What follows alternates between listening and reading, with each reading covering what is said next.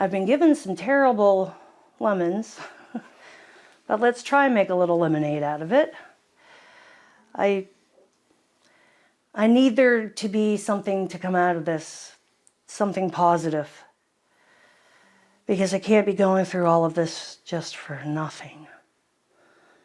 Mandy Wood is making the most out of the months doctors say she has left. The 45-year-old mother of two says the hardest aspect of her cancer diagnosis has been coming to terms with leaving her family. I'm not going to get to see what my babies become.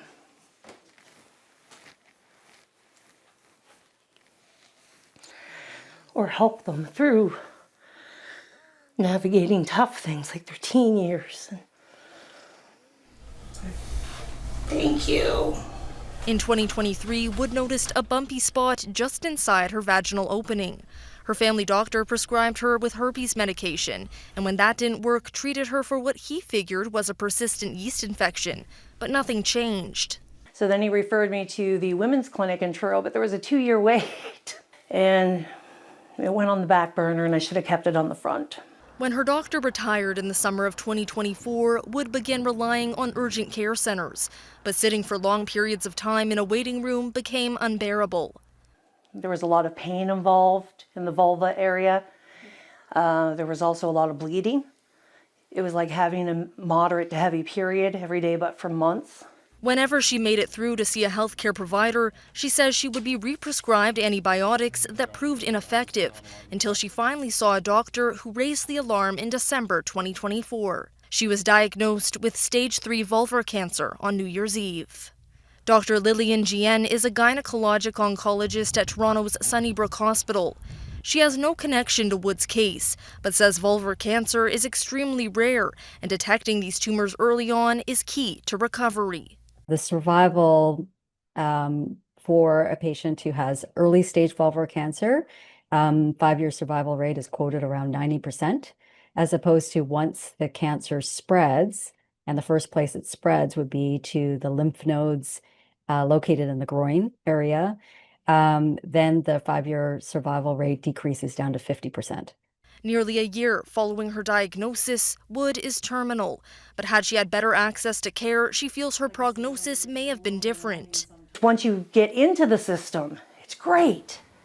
It's just, it's so hard to get in. I think it needs to be easier to access gynecological care, because 2 years, a lot can happen in 2 years. And that's a ridiculous wait time.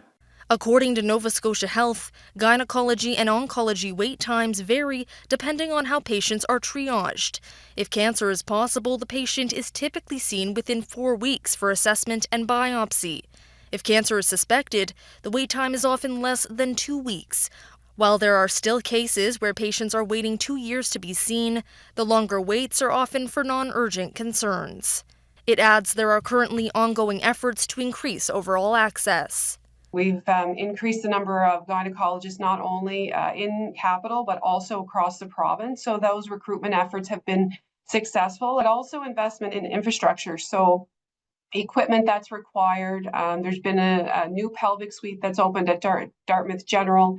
We were also looking at ways that we can support primary care providers in providing gynecological care in their offices and making sure that they have supports for referrals. So I want to assure women across the province, we know this is a significant issue. Thompson adds she was sorry to hear about Wood's experience and that it was clear the healthcare system did not serve her well as she tried to seek answers and care.